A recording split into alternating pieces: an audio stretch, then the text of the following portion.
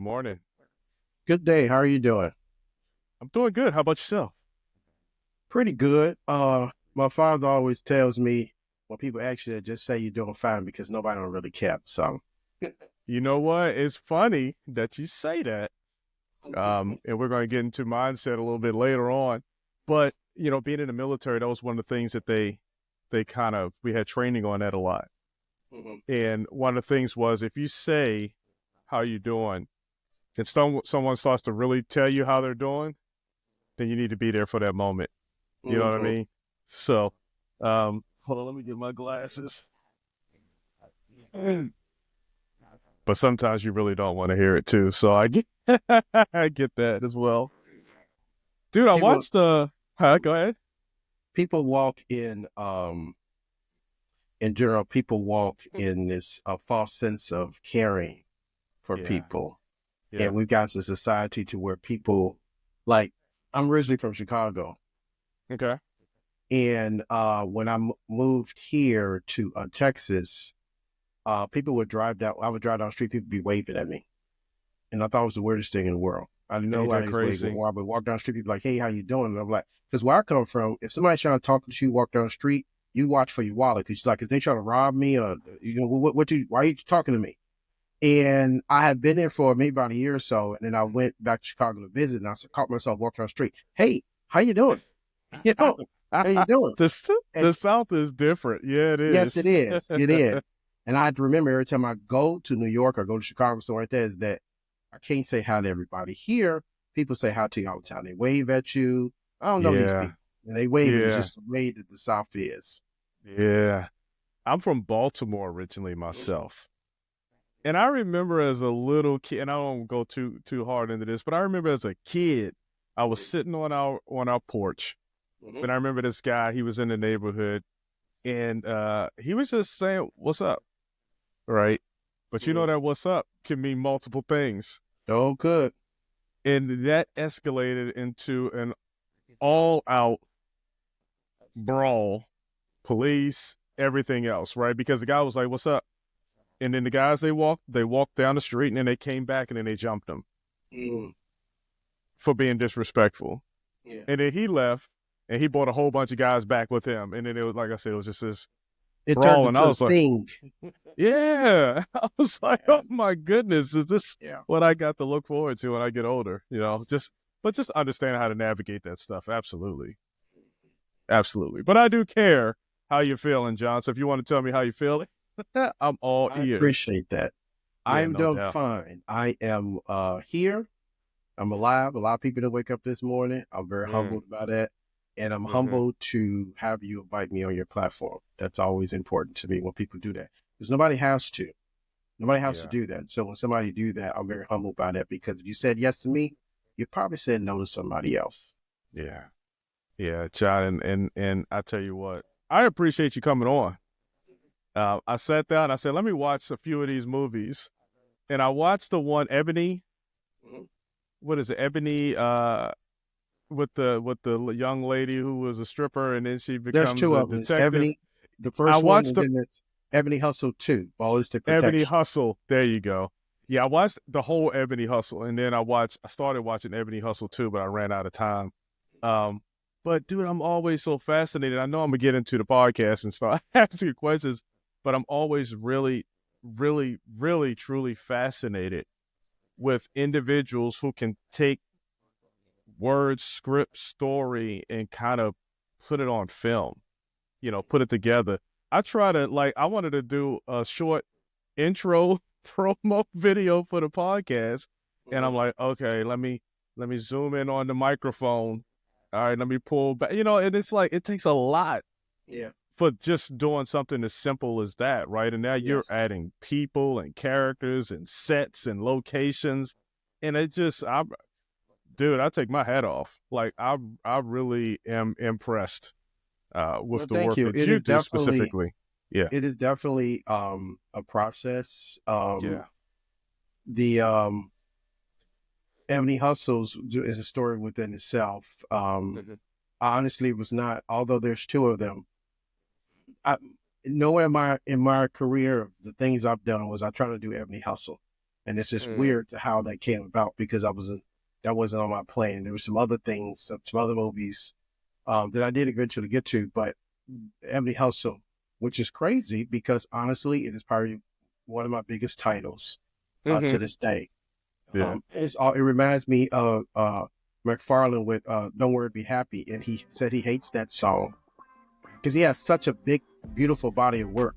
And then when he does concert, people like sing "Don't Worry, Be Happy." He's like, I know. that's not the song. Ain't it crazy? That you want to be represented by, So I'm blessed by the things that Ebony helped. So it got me in some doors and conversations that I wouldn't have had without it. But it was not the journey that I was going on. All right.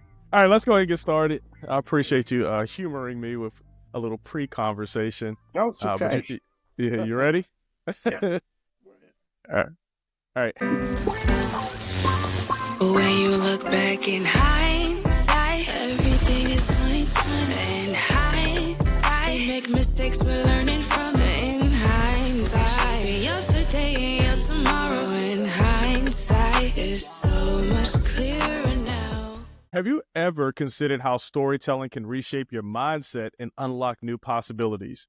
Today, we're diving into the power of storytelling with John Wayne S. III, a producer, director, and storyteller with over 2 decades of experience in the entertainment industry. From directing over 200 music videos to producing feature films, JW has mastered the art of crafting narratives that captivate and inspire. In this episode, we'll explore how positive storytelling can shift your mindset and help you to be more in your journey. Good morning. How you doing? JW, man, I tell you what, I got a little ahead of myself. We're not that friendly yet. Hopefully you didn't take offense to it. No, I first of all, thank you for having me on. I appreciated it. Yeah. Every time someone allows me on their platform, I'm always humbled by that. I really am. No, I've heard every John Wayne joke, reference. And the thing about it is I get it on the daily. Oh, wow. I get it on the daily of people making a reference because they don't know. You meet people and they be like, oh, John Wayne. Well, so no, I pretty much heard. If you got something new, I would be great to hear new stuff, but I've heard pretty much all of the JW. No, I don't have anything new, but what I do want to ask you, if you don't mind, is what's the story behind John Wayne? And what is S, if you don't mind? Okay. My name is John Wayne Stevenson III. And so there's a kind of big story behind why I use John Wayne S. But whenever people think about my name, they always think about John Wayne the Cowboy. But, people don't know this, but the studio changed his name to John Wayne. His name was Merriam. But they couldn't have a cowboy named Merriam, so they changed his name to John Wayne because they felt like it more, authentic. But I come from a long line of John Wayne. There are other people, my father, my grandfather, and some other people in my family, John Wayne. So it's not like they probably stole it from us, to be honest with you. Yeah. So I come from a long line of John Wayne. Using John Wayne S. the third is because there is another producer, director. Ironically, the way it works is his name is John Wayne Stevenson. And that is the guy who directed Kung Fu Panda. Oh, okay. And so to keep confusion down, my name is John Wayne S. III, and his name is John Wayne Stevenson. I like it. Got to keep the separation there so we making sure we're looking for the right people. Yes. I appreciate it. Hey, so this is Hindsight, the podcast, and before we get started, I'd like you to take off your forward-thinking hat and what you got happening tomorrow and tell us a little bit about yesterday. So do you mind sharing a little bit about who you are and how you got to be who you are today? Okay, I'm a father, a brother, a son, and a filmmaker, all in that particular order. I'm originally from South Side Chicago. I've been living in Texas about a little bit over 20 years. I wasn't trying to be a filmmaker. That was not my journey. I wanted to be a doctor, focusing on geriatrics. That was my focus and goal to do.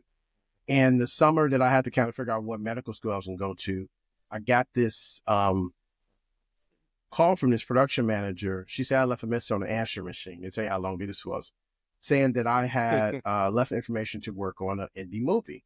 And I said, no, I didn't. She's like, yes, you did. And so at the time, I was a manager at a self-parking garage and I had just lost my job. And I wasn't really doing anything. It seemed real interesting. It was for a second assistant director's position on the movie. So I said, okay, well, go. What could it do? So I went there with a suit and tie on, talked to the first assistant director. About 5 minutes in the conversation, he realized I couldn't help him do nothing because I knew nothing about filmmaking. So she Right. calls me back and said, I can't give you that job, but I can give you the job of, we have an opening in the art department as a production assistant. Would you be interested in that? I said, yes. She said they were working 6 days a week for 6 weeks straight. It was like 16 hours a day. And the pay was $50 a week. And I said, yes. But the way the universe works, just the way it works. The film was called Scenes for the Soul. It was director George Tillman's first film out of film school. George is one of the men of all the barbershop movies. He's going to be a big, but this is his first film out of film school. So I didn't know him from anybody else because I didn't know anything about that world. And I worked on that with him and met some other people, and just kind of my universe opened up until to where I'm in now. So a lot of it just happened to be in the right place at the right time. And I was just in the right space mentally to be open to it. I didn't have any kids. It was just me, so when you're young like that, you really should take opportunities to kind of explore possibilities, because we have these ideas that we grew up with. Well, this is what I want to do. This is what it is. But honestly, as I think about being a doctor, I really don't even like blood, and I don't like people being in pain. So I don't even know why I thought that was a good thing, because I'm too empathetic to people being in pain. So that probably wouldn't have worked out with me. Yeah, I mean, what I don't know how old you were when you first came up with the idea that you wanted to be a doctor, but I remember being in elementary school, and it's like firefighter, doctor, police officer. It's like the common, answers. And you may have some different ones in Chicago that go astronaut, what I mean? The ones that kind of stand out, right? So I never wanted to be a doctor. And it's not for any other reason than it just didn't seem like I wanted to be a police officer at one point. I wanted to be a park ranger. At one point, I ended up going in the military, so I guess that kind of served that itch a little bit. But doctor, and I'm not going to dominate this conversation, but when I think about it, that was my sister. She's a nurse, RN. Her daughters maybe are RNs now, and they've really taken on that role. So anyway, enough about doctors. I can see you as a police officer. I can definitely see that. Okay.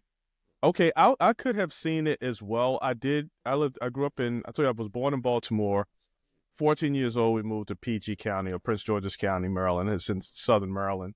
Yes. And I remember doing a ride along with the police officers. They let you ride along and kind of see how that day goes. And, for me, just like you don't like blood, what I didn't like at the time, I didn't want to be confronted with at the time, were crimes against kids. You know what I mean? And I didn't know if I would be in the right mindset to be able to deal with that in an official capacity. You know what I'm saying? Yeah, just restrained. Exactly. So that kind of turned me away from that one, just understanding who I was at the time, and it just probably wouldn't have been a good thing. So that's a little bit of life happens when you're busy making plans. Sometimes people have these ideas about what they want to do, what to do, and I sit here sometimes frustrated about this, why this ain't working, and sometimes you just got to sit in the moment and just kind of be, and let the universe kind of work out whatever it needs to work out. Yeah, you went in, you took an opportunity, so you had a good mindset, looks like, at least from the beginning, all the way through, right? You had a great mindset because you were open-minded to learning new things. You found yourself in a position, you went to this interview that you didn't set up, and you got a role, and then you kept your mind open, and you learned new ideas, new things, right? And you kind of, the universe, you keep talking about that, it kind of plotted a path and opened its eyes to you, or opened your eyes. So from your perspective, from your history, from your experiences, what is your definition of a mindset shift. I don't know if yours ever shifted, but what is your definition of a mindset shift, and how has storytelling played a role in your transformation? So for me, my journey is, I use the universe because of, whatever people might believe might be God or whatever case may be, but I always believe that everybody has purpose, no matter how small or big you are. I use the example of sometimes we as humans, we have this grandiose thing about what our purpose is.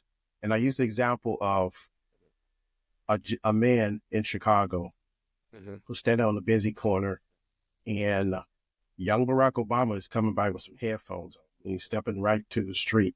The light changed, but he's too busy on his headphones. He's not paying attention, and the car is about to come. And the guy's there, and he sees it, and he said, "Hey, watch out." He looks up. He don't get hit by the car. The light changes, goes across the street. That could have been a man's purpose. His purpose to make sure that Barack Obama gets to where he is to help other people and do some other things. And then that guy, even though he went on to do whatever he's going to do in his life, that was his whole purpose, to make sure that particular thing happened. And a lot of times when things are happening to you in your life, you don't understand why they happen, and you're confused about why you're going through stress and why you're going through things. A lot of times you have to, in order for you to get to certain places, there's certain lessons and things you need to learn and really understand. And when you're going through adversity, you have to, for me, I have to sit back and say, why am I going to this? What is it I need to learn? What is it that has brought me to this place? What decisions made me get here? And once I figure that out and at least have an idea, at least I can move forward from and say, I'm not going to do this. I'm going to try better in this, and I'm going to try this different approach. Everything is a learning lesson. It's a point of going to somewhere else. So when you have those shifts in your life where you feel like you need to make something different, sometimes you really need to sit back and reflect on where you've been and how not to get back in those situations, and what can you do to improve where you're trying to go. In my career, there have been a lot of things where I've come to people presenting opportunities to me. Some I took and others I didn't. The way I got into the music business is that I've done so many music videos. This one producer by the name of Steve Silk Hurley. Steve Silk Hurley is a big house producer. He worked everybody from Madonna to Michael Jackson. But what most people know him for, he did the old school, new school music for Tom Jordan morning show back in the day. So he was real notable for that. So he was starting a management company, and he had this deal with this label, and he was like, hey, I need somebody to come on and be a publicist. And I was like, I don't know anything about being a publicist. He said, I think you could do it. And I said, okay. And I ended up staying there and also become director of international A&R, running his office in Japan and agents in Japan and in the UK. That's just me being open to the process and being open to the possibility. I didn't, honestly, the first day when we started, the day before I went to the library, and this for all the computers and everything, I went out and wrote down all the music publishers and all the information that, because I wanted to be right, because I didn't want to mess them up, And so through that, I met a lot of people, a lot of notable people that helped me do more music videos and do other things, even to this day, to propel. So sometimes people get to a shift and they feel as it is like they're failed, but sometimes it's you need tools, certain tools in your life to move forward. And if you don't get those tools through adversity, drama, or learning something, and you don't really get like, okay, I need to learn this, then you're never going to get to wherever you need to be. That's a great story. Hey, a common theme. We've just been talking for roughly 15 minutes. Like, you've gotten these roles, these positions, I shouldn't say roles, you've gotten these opportunities where you didn't even think that was your path, right? You didn't think you was prepared for it. The publicist, I'm not good enough. And then someone else has said, hey, I think that you're good enough. Are you just that likable a guy? Are you like, what makes you stand out that people are seeing things in you that you're not even seeing in you? If that makes sense. I think for me, I like to think I'm a likable guy. Just to start off with that. I'm sure some people, maybe my ex-wife may not think so, but for the most part, I think most people think I'm likable. Yeah. But I believe a lot of it is that I'm open. Yeah. I'm open to the process. Yeah. I'm open when people come to me about projects and concepts and things like that, I'm willing to listen and open and to give insight, give my own professional opinion. Does not make it right or wrong. But at the end of the day, at the end of whatever we talked about, I can either say, this is what I feel like your path should be, or that I can help you, or I'm going to point you in a direction somebody I think that might be better, that can probably help you, better, So I think it has I'm just open, and just going through my career and the things I've happened. I just been open. Yeah. Great mindset, I tell you. Hey, so what is your career like? What is your role right now? Director, producer, all of those like what would you consider yourself right now? Well, I am I am a director, producer, writer. I pretty much run the whole gamut. And when people ask me that question, they try to understand what those things mean, because people say that, but they really don't know what that really means. And so the way I explain in this analogy is like this. A writer has a vision about a story, and he goes and he writes it down. He goes to the director, and the director says, I see your vision. I think I could bring that to life. They take that to a producer, and the producer says, I read this, but you can't do this.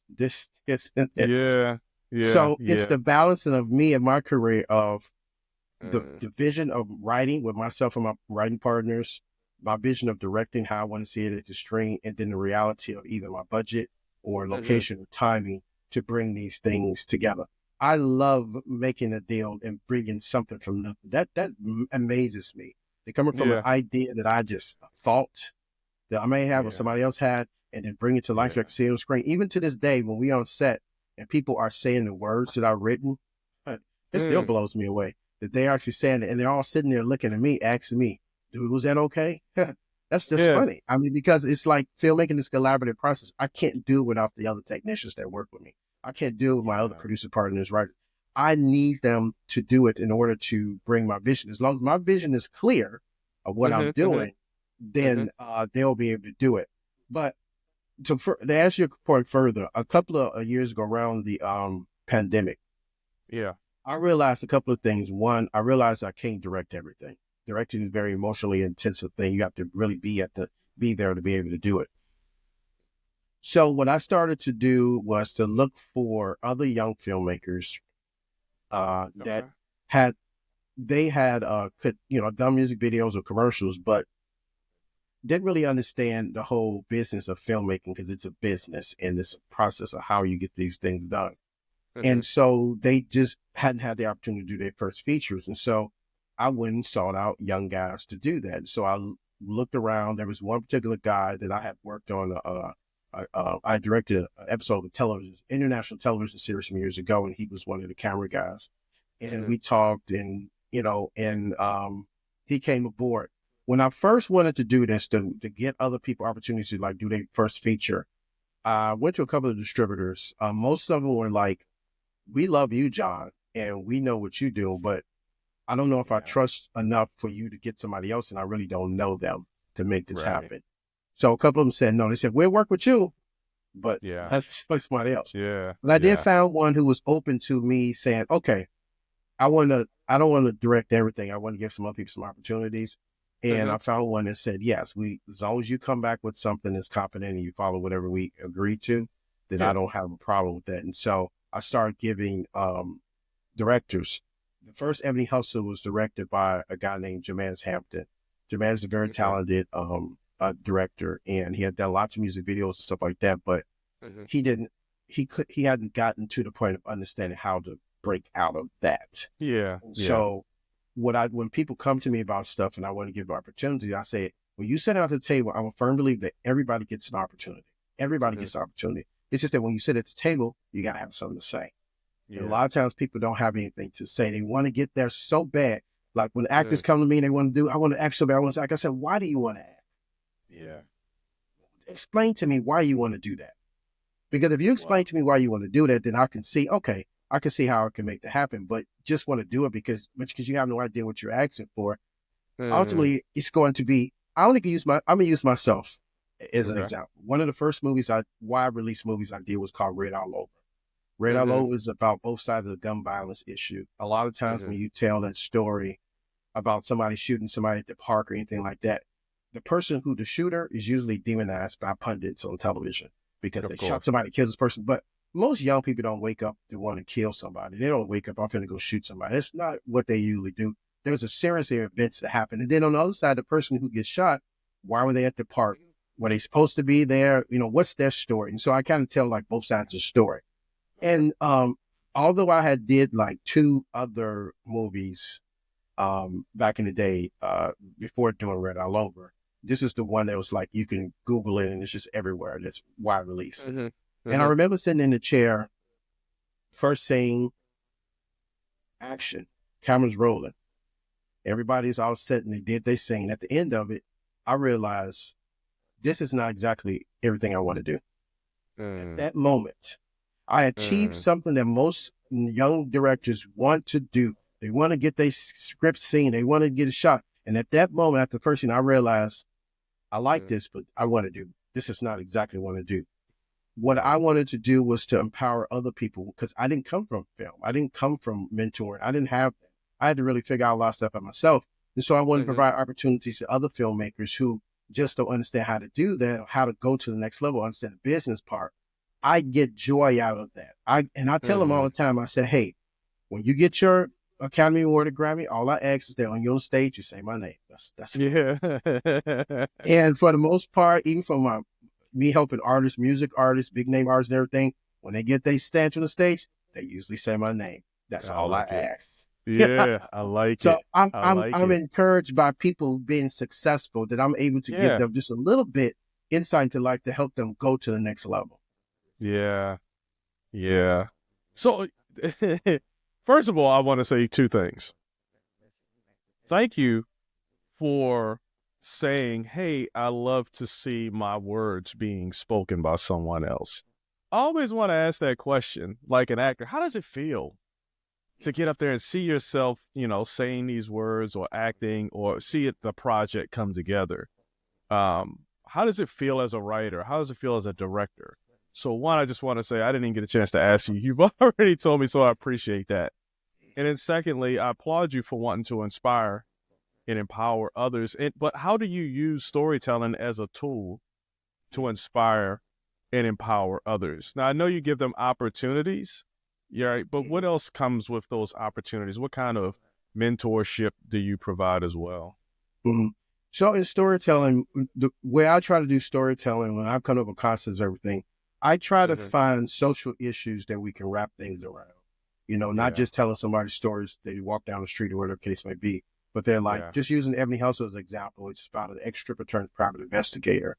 Ultimately, the story is about a young girl who basically is kidnapped by this guy who is an ex-gangster rapper turned pastor who's pretty kidnapped her with drugs and alcohol and some other things, and about her understanding the relationship between her and her mother. And even though, because parents, you know, kids sometimes don't see the bigger picture and what stuff is, and we kind of tell them stuff and they don't really listen it. But the young girl realizing that her mother was right and that she needed, you know, not to make certain paths and things. So I try to find social issues that people can personally connect with to put them in the story. So when they do it, they can, when they do see the film, they can see a little bit of themselves into doing that. That's part of the way. The second way I try to do that is also through music. We do all original music from composers to the soundtrack. It's all original music.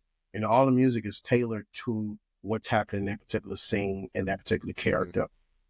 Music and movies and television in general moves people to respond emotionally in a certain way. And when you tailor music directly to whatever's happening, people have a deeper connection with it. You know, they have a deeper connection. So from the social issue to the music, that is the way, you know, I tell stories because I come from music. So it's kind of a natural progression. And then just the writing of making sure all those gel together is how I tell stories.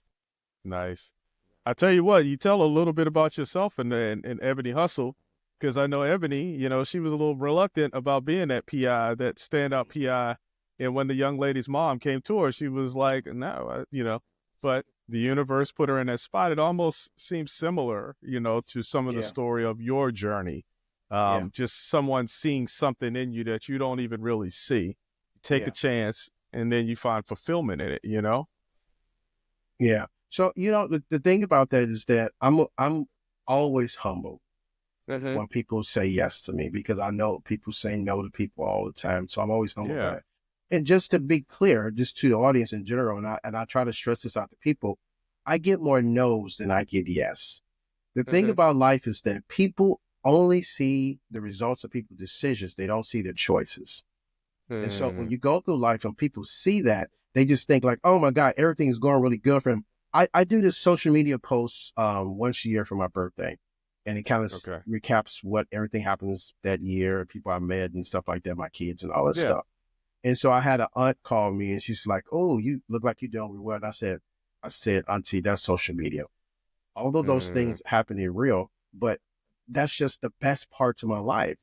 There's some bad parts. There's some stressful parts. There's some things, let me figure this out part. And so sometimes Right. social media plays all the good stuff, but it does not give you opportunity to learn from the bad stuff, because as humans, we always want to show our best side. And so, it's important that people know that this is not an easy thing. Yeah. This is not I'm gonna get up and do this tomorrow. It is Yeah. definitely business, and it's in the process, and it's something I work with and I learn. Every time I do a movie, project, documentary, whatever, I learn something about myself as a producer, director, writer, and also as an individual. I learned a lot. And so I try to take those lessons to the next project and to the next thing in life to build on it. Right. Yeah, I appreciate that. And I think a lot of people need to hear that, because I think we all know that social media captures the best of times for the most part. Some people show their lows as well, but it Yeah. really captures the best of times. But we still judge it. And we should, for me, and I'll say for me personally, you'll see a thing, you'll see someone has accomplished. You've just done a movie, or you've done your birthday post. And I'm like, wow, he's done all of these things. I wish I could do that. And now I have limiting beliefs. So now I have envy or jealousy or, whatever it is based off of that post, and not seeing the hard work that comes with it, not seeing the rejections that come along with it, not seeing the heartache and the hard nights and the long days, right, that come along with it. But this is what I want based off of this perception of what success looks like, right? So for me personally, I want to ask you this question. And I don't even know if this question ties in with what I just said, but I appreciate you saying that about social media.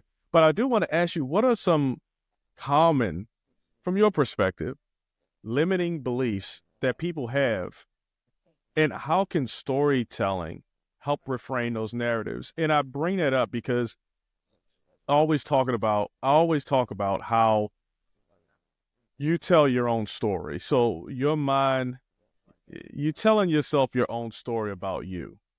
You know what I mean? You're creating a lot of limiting beliefs. You're creating these narratives just based off of things that really haven't happened. Um, how? What are some common limiting beliefs? And I'm just reiterating the question. Mhm. And how can storytelling, just understanding that you are the writer of your own story, right? How can storytelling help reframe those negative narratives, those limiting beliefs? You being happy is a choice. You Mm-hmm. choose to be happy. It is not Mm-hmm. something that happens. You have to choose it. So Yeah. what you put into your mind, as much as it sounds very cliche and what comes out, it truly is. If Yeah. you are so negative about your situation and not looking at it as that this is opportunity for growth, then you're going to draw that type of energy to you. Mm-hmm. Women who are Mm-hmm. looking to get married and they want to meet certain guys, and they keep drawing these similar type of guys, it's because they're putting something out in the universe that's drawing it. So a lot of times you need to just kind of look in yourself and saying, hey, what is it? What is it I'm drawing? Back in the day, Oprah used to do these series about marriage, back when she was doing our Air Talk About Marriage. And so she had this one Mm-hmm. episode where about finding a mate. And this one lady said, she said, well, what are you looking for? She said, I want a good man. Well, what does that mean? What Because a is good that? man could be somebody who brings his check on every day and then he beats the hell out of you. Yeah. Yeah. But a good man could be somebody who is very caring to the kids and doesn't treat you in respect. Mm-hmm. So it's very clear that you write out what your intentions are very clearly. Like, this is what I'm trying to do. Vision boards really work very well for a lot of people to do vision boards, to have very clarity about what their story is and how I want to do that. Yeah. I try to write narratives into my life based off of the things that I want to do. I write lists and every year about this is the things I would like to accomplish. And the thing about it is that, especially for filmmakers, I have to stress this a lot about, back in the day when I was first starting out, there wasn't that many Black filmmakers. And so we all trying to support each other. We all know each other. We're trying to support each other. And that was back when a movie came to the theater. We all went to the first weekend because we wanted to make sure that even if it was a bad movie, that they would keep making these type of stories. Nowadays, there's so much content out there that, you know, it's more or less just about supporting people, you know, ensure that we can keep the flow of content, you know. But the thing about it is that when people think about their stories and how they tell it, a lot of times, because either they don't know how to express themselves creatively like their way, and so allow other people to say and do, you know, create their own story. It is important that you're always ahead of your own story and not let other people kind of dictate what your story is. Sometimes, just to keep the peace in your own mind, you probably won't say anything, but it is important that you always get ahead of stuff like that, because if not, when people don't know what's going on or whatever's going on in your life and something's out there, they tend to adding stuff to it that has nothing to do with anything. The mind is very creative. And it's almost kind of like you old enough to remember the telephone game. When somebody sit there and some person will whisper, like, hey, I want a piece of pie. And I got down to the 20th person, it's like, I'm running bubble gum down the street with my dog. It's something crazy. It's crazily different. Yeah, absolutely. Yeah, you say to yourself, how did I want a slice of pie get to be that? Because as people go on, either people mumble, they misinformation, and they don't add the right stuff. It all get mixed into somewhere else. So it's important that you try to be the narrative of your life, even inside your own self, of what you tell yourself. You know, I'm a good person. I deserve this, you know, and also being realistic about your goals. It's almost kind of like a guy say, hey, I want to get married, but I want to marry Halle Berry. Okay. That's possible, but not probable. Right. So let's live in reality about who you can marry. I'm sure that's a nice lady at your church or somebody in the neighborhood or some, you know, let's live in reality about that. That's the first thing about anything, just live in reality of it. Everybody's reality is different, but it's important that you can't lie to yourself. You know what your real reality is, you know, so living in that reality is good about writing a narrative to your storyline. Yeah. I like it. All right. I'm gonna go back again a little bit, talk about your journey. Like, what challenges did you face in transitioning between music, film, business, you know, all these different things? Because you had a few transitions in there, and how did you overcome them? If you've truly overcome, you may still be going through challenges, because it sounds like you kind of interlace a lot of the things that you do. There's challenges to everything. I mean, even Spike Lee, if you look at some of his interviews, he has problems getting money for his movies. So I mean, it's a challenge all the way around. Excuse me. But for me, when I started out as production assistant, I slowly kind of moved up. When I wanted to go to the next level, I had to kind of stop doing certain things so I can go to the next level. When I started directing all these music videos, I wanted to do television commercials. When I went to the ad agency to do television commercials, they said, music video directors can't do television commercials because you think in 3 minutes, commercials about 90 seconds. You can't, your math don't work that way. That's not a good excuse, but that's what they would say. So I sat down to myself and I said, I really want to do commercials. What do I do? So I start to look for people who have really good products, but they didn't have any visuals. And so there was a company at the time. This is right after the telephone companies got deregulated. So when they became a utility, that means everybody can pretty much open up something. And so in Chicago, Illinois Bell was the one who had the main bill, the telephone service. But if you didn't pay your telephone bill to them, and you were behind and they cut it off, that was it. So when they deregulated, there were companies who pop up and be like, hey, if you pay $29 a month, every month you get 30 days worth of service. And Right. so there was this one company called MTI, and they were Okay. doing good. I mean, they were really doing good. I went to the guy and I said, hey, look, you don't have any commercials. Would you be interested in it? He's like, well, come back to the office. You know, we sit and talk about it. So this is during a time where people have VHS tape. And so I had my reel on the VHS tape, but I had to always send them out, mail them out to people. But to keep that from happening, even when I travel, I used to travel with this TV combo with the TV and the VHS, because I don't want to have to wait till you to look at nothing. We're going to sit down and look at this right now. So I bring that, popped it in, show my music videos. I'm thinking like, we done. This is it. And he says to me, those look good. He said, but if you want this business, you're going to have to sell it to me. I was like, oh, goodness. So I had to go through the process of what my vision was, why I thought this would work. Yeah. After a couple of minutes, he said, okay, fine. Well, I'm going to let you do it. I did one commercial with him initially, very successful. And after that, I did like a whole bunch of some Spanish language. He started to open up companies around the Midwest, Wisconsin, Michigan. He really started expanding. The commercials were really helping him do that. Then I went to another woman who had a tea, a bottle of tea in the grocery store. The black woman had a bottle of tea. And I went to her and said, hey, you don't have a commercial? I did a commercial with her and a couple other people.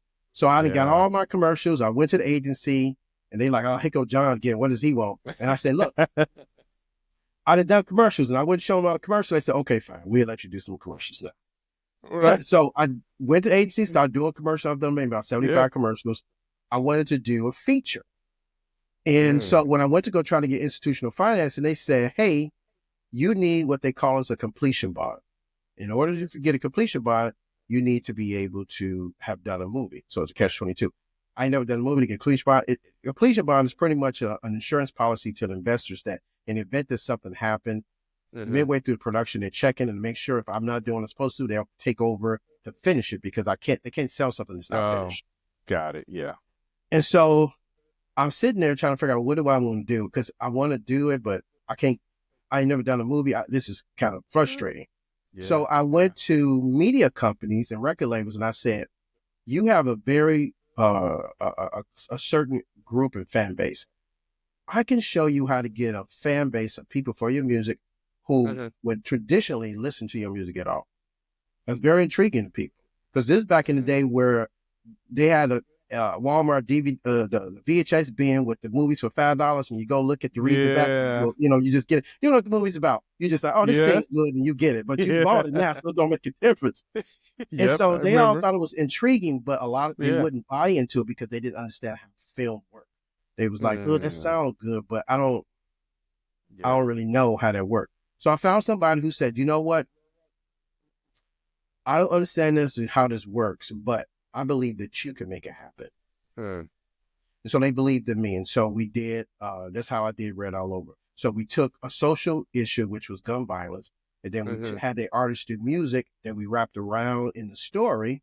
Yeah. In essence, now they have a fan base of people that traditionally wouldn't have had listened to their music, and they're making money off the music and also off the movie at the same time. So all those things are obstacles, but sometimes you got to sit down and just kind of think, what can I do to move my life forward? What can I do? Because a lot of times when you take the emotion out of stuff, you can really, you can figure stuff out. But sometimes we get so caught up in the emotional part of it's not working. This is happening. Yeah. That we don't really just kind of sit down and say, hey, let me think. Let me think. Even to this day, sometimes I get emotionally in what I need to do, but sometimes I just need to sit down and just kind of stop for a second and say, okay, what is it that I need to accomplish at this moment to move forward? Man, you bringing out all kind of the lessons. I'm gonna have to re-listen to this and take some notes for myself. You feel me? Now, you know what? It's an encouraging thing for me too. As much as I try to be encouraging to other people, I need the encouragement too. I usually do this thing on Facebook every day where I go and they tell everybody's birthday and I say happy birthday. I say happy B-Day. Stay focused and determined. One, just so I can kind of like see what's happening around when I go to everybody's page. And two, to be encouraging. I get so many messages back from people like, man, you don't know, I really needed that because you don't know what I want. And a lot of time I tell them, I say, I'm glad I could be of encouragement, but it's also to encourage me to stay focused and determine myself. Yeah, that's part of the reason why I think earlier, I don't know if it was before or after. I can't really remember. But the encouragement part, I'm trying to remember my train of thought. We talked about it at the beginning, and I'm rambling right now, so just understand that this part is going to be edited out.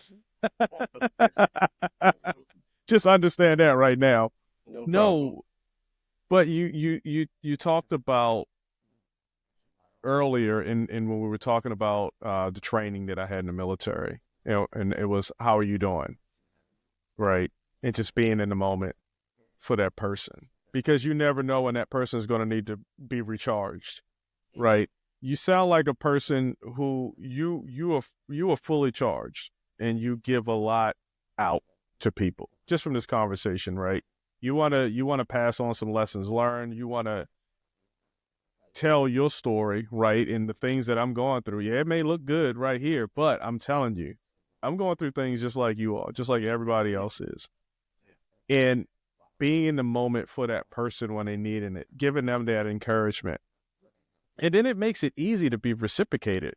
You know what I mean? So now I know, hey, I go to John because I need a recharge.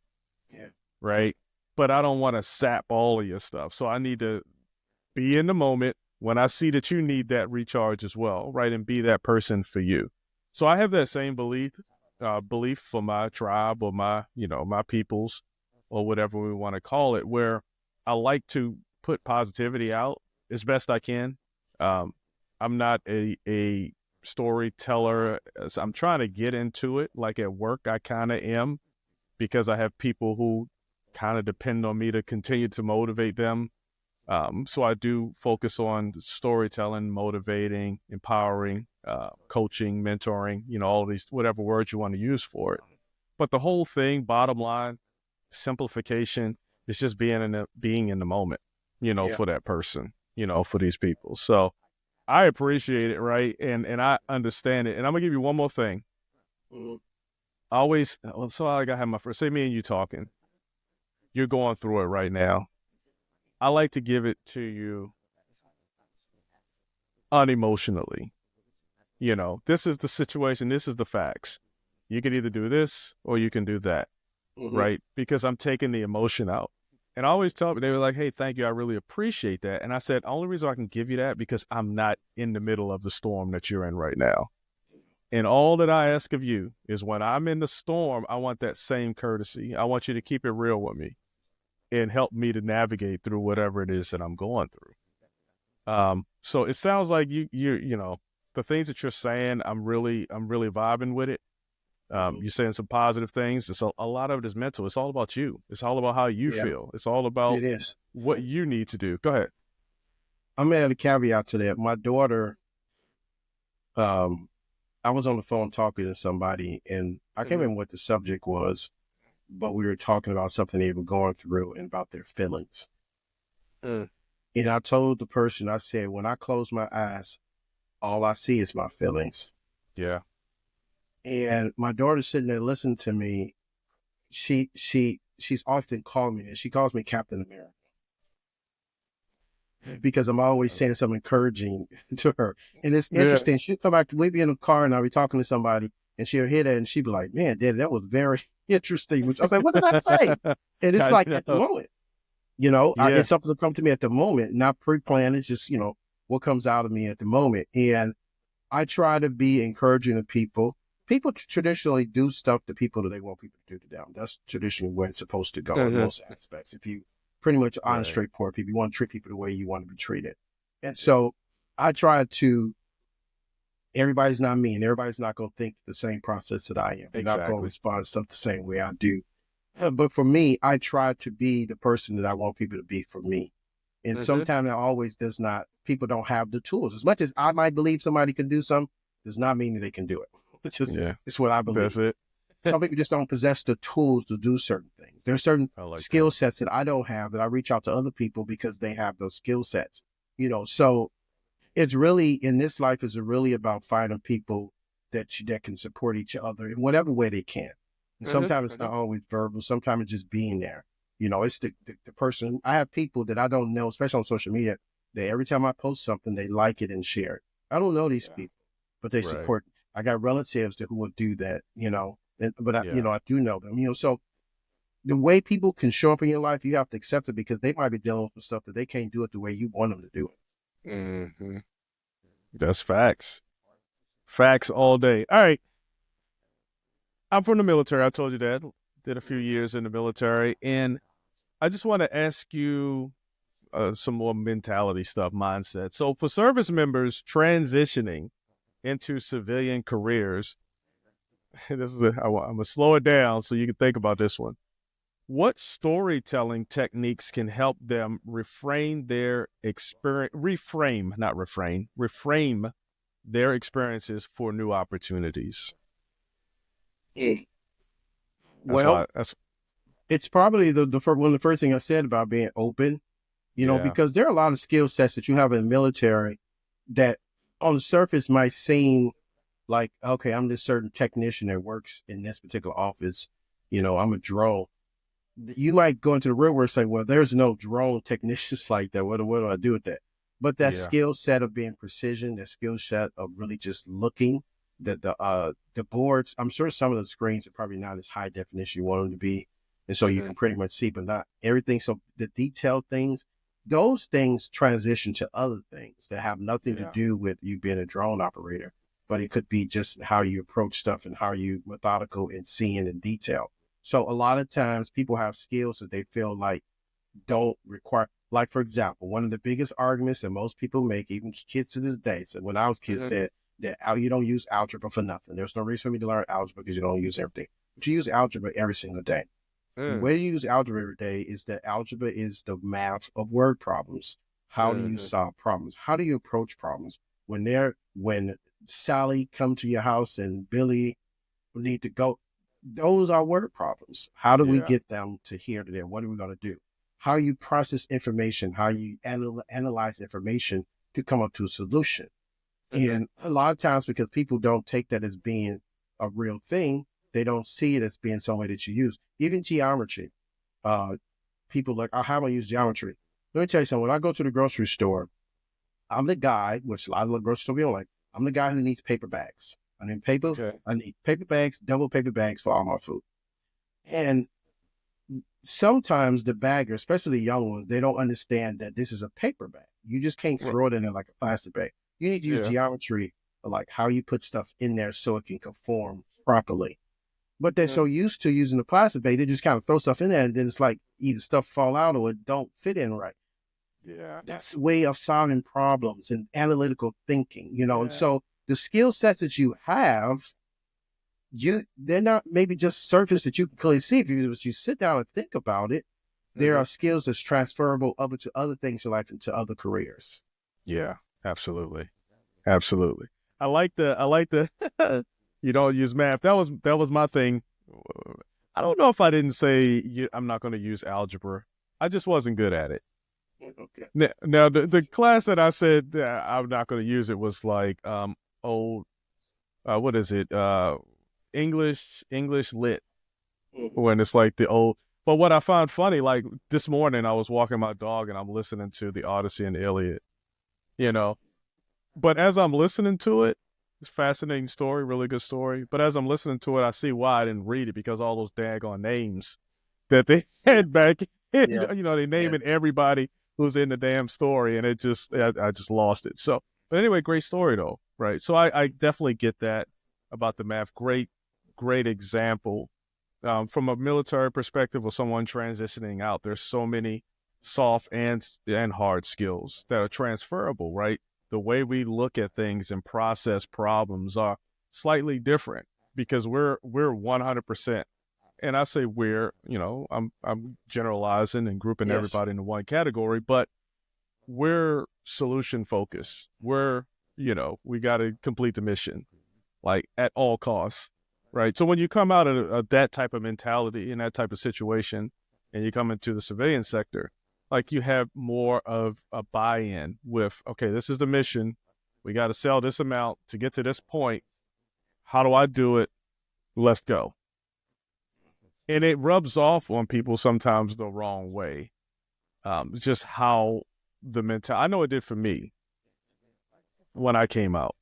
And there were I got some mentoring, and let me give you one example, and I'm gonna wrap this up because I know you're a busy guy. I'll give you one example. I was leading these meetings with one of our strategic customers, and for me, I'm just about the data. I try to take the emotion out of it. That's how the military is. This is what it is. The enemy's here. We need to get here. This is how we're going to do it. So I'm like, all right, these are the numbers. You know, we're not reaching our goals. This is what we need to do. And then one of the senior sales guys, he pulled me aside and he was like, "Hey, Lee, I know that you care, but you have to show that you care. You can't be like tone deaf, or not tone deaf. That's the wrong word. You can't be emotionless when you're given these numbers. You got to be saying, oh, shoot, we're not making these numbers. Oh, this is not, I don't know, be empathetic to the customer, right? And show some sort of emotion. And I didn't understand that. Yeah. If that makes sense to you. Yeah. And maybe Yeah. I'm not conveying it, but it was more so being empathetic to their plight. So they need to get certain things to build certain things. They may not have all the. Go ahead. Yeah. So I do get that. So it's almost kind of like you have a burrito. Can I take a burrito in one bite? It's going to be really hard for me to do that. And somebody can, and a lot of people can't. So I need to cut this up into pieces because I need for these people to process this information in a way that they understand it, so it won't be such a heavy bite. They won't, be choking. I like it. So my father has this saying says, when you're dealing with stuff, know who you're working with. So you got to know the people. Everybody has a different process of how they absorb information. And as a leader, you have to be able to assess that and say, okay, I have to deal with a lot of personalities. So I have to make a determination of how I approach stuff. Some people, I have to put baby gloves on to get them to do certain things. Other people, I don't really have to do that much to say, hey, this is what we're doing. Other people, I have to talk to them for a while about stuff that ain't got nothing to do with anything else, but that's the process. Everybody needs something. So as a leader, I have to understand my goal is to be here. My goal is to make these things happen, and I have to take my ego on it. I had this one producer come to me. He had this movie that he had for years. And so he was having an issue with, when they did the movie, they didn't do any paperwork, which is crazy because it happens. Yeah, I was about to go ahead anyway. Yeah. So he comes to me, and there was two of the actors that he need paperwork for. I knew them. And I said, look, I'm going to help you. I'm going to go and talk to him. So I talked to one. He was like, hey, no problem, John. Whatever you need me to sign, I sign so we can get this done. The other person, they obviously had an issue while they were shooting, and this person felt like this person owed them an apology. And so I went back to the producer. I said, look, we can get this done. I just need for you don't have to call them, but I just need for you to text them, I apologize. And he was like, well, what am I apologizing for? I said, don't make a difference. No. What's the goal? Just say, sorry. He couldn't do it. Couldn't do it. Because he felt like he hadn't done nothing wrong. And I was like, you have to look at the bigger picture. If somebody comes to me and they feel like I'm doing wrong, like I didn't mean to do that, if I step on your toe, even though you didn't mean to, you still stepped on my toe. I'm sorry. And if that's what you need to move forward, then I'm willing to do that for the bigger picture. And so trying to get somebody says, hey, I want to eat some of this burrito, but I can't eat it all. Okay, I'm going to cut you this little piece right here. And thank you. Cool. I will eat mine in little pieces. I'm happy now. I can get the burrito done. It's going to take me a little longer. That's okay. Everybody needs something, and you have to be able to discern that and see how to get your team to where they need to be. Or can you give them the things? Oh, at least having a conversation for you. Look, I know you needed this, and I can't give you this, but how about this? Yeah. The fact that you actually having a conversation with about it kind of gets people like, okay, fine. I'm willing to move forward with you. Man, you can clearly tell who the storyteller is in this conversation. Because you have great analogies, and I appreciate you telling the story of what I'm fumbling with trying to say. But that's absolutely right. You got to take each person, each situation, each experience, right? And first of all, look at what what the goal is. What's the overarching goal that you're trying to achieve, in that message. And it doesn't mean be fake. It just means sometimes you got to take your ego out of the situation. Yeah. Sometimes you just got to be smart about it. And sometimes you got to stand on business. I mean, it depends on what that situation is, what that scenario is. So that's a great analogy with the burrito. I like that. So somebody gonna hear me, I'm gonna say, hey, let me cut this burrito up in small slices so we can get through this. And they go like, what are you talking about? Yeah. Exactly. Hey, what was your favorite film? Was it my favorite film? So my favorite film is, when I say it's my writing partner say I shouldn't tell people, but it's my favorite film. My favorite film is a movie called Yentl. Yentl is a movie that Barbara Streisand did back in the day. It's about a woman who wanted to learn the Torah, the Bible, but she was forbidden during that time to do it. And so when her father passes away, who taught her the Torah, she decides she's going to go to Bible school.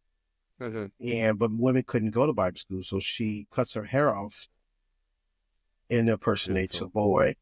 Yeah. And she goes to Bible school. She's learning. She's smarter than a lot of people. Everybody think, oh my God, this guy Yentl is smart and everything.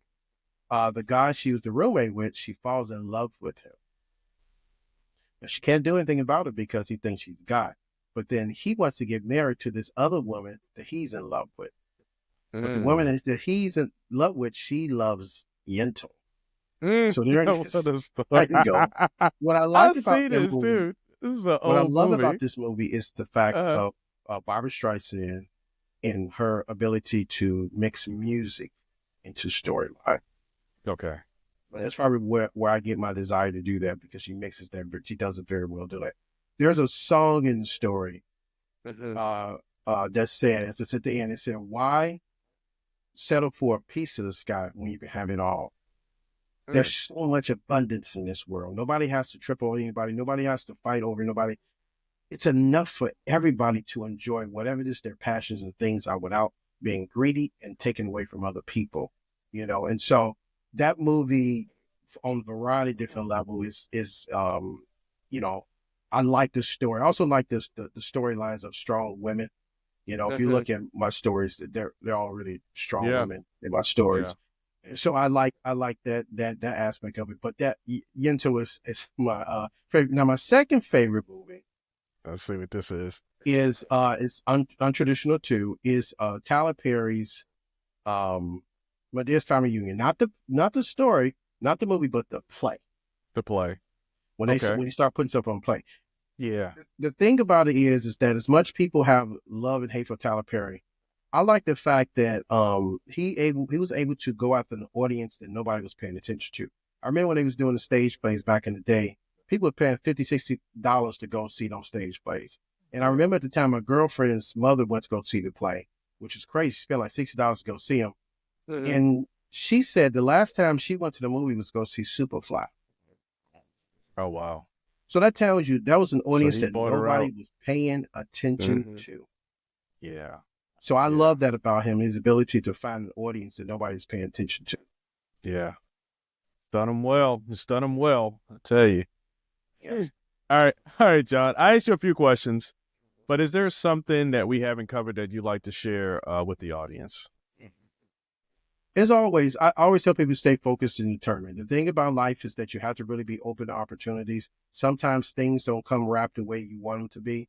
And sometimes it's better for you than what you think. There are some things that are good for you, but not good.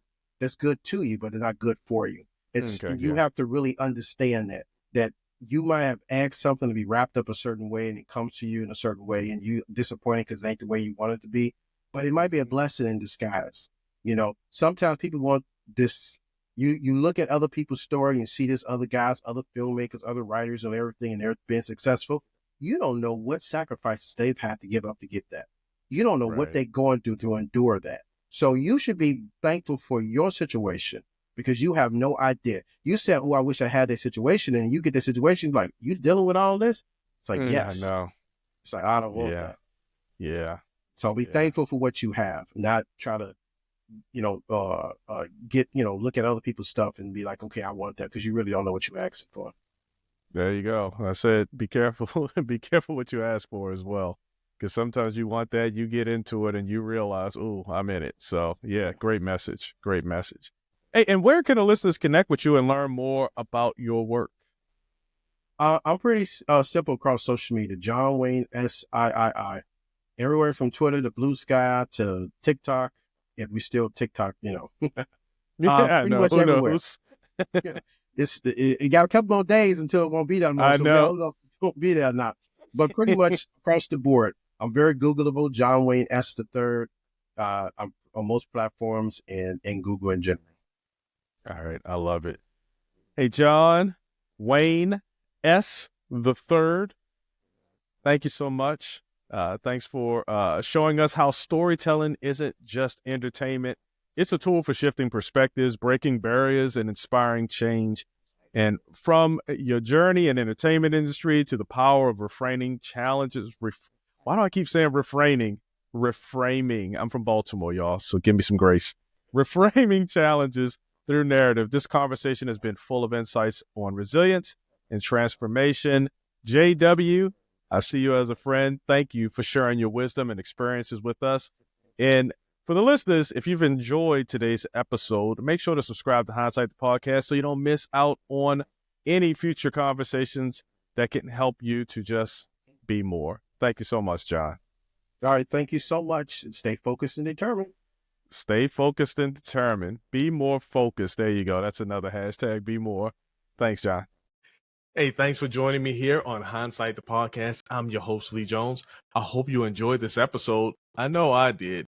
And while I have you here, why don't you take your mouse, go over and click on that subscribe button. No, not right there. Over to the right. No, down, right there. Boom. Thank you. Now, thank you for subscribing to Hindsight the Podcast. I'm your host, Lee Jones.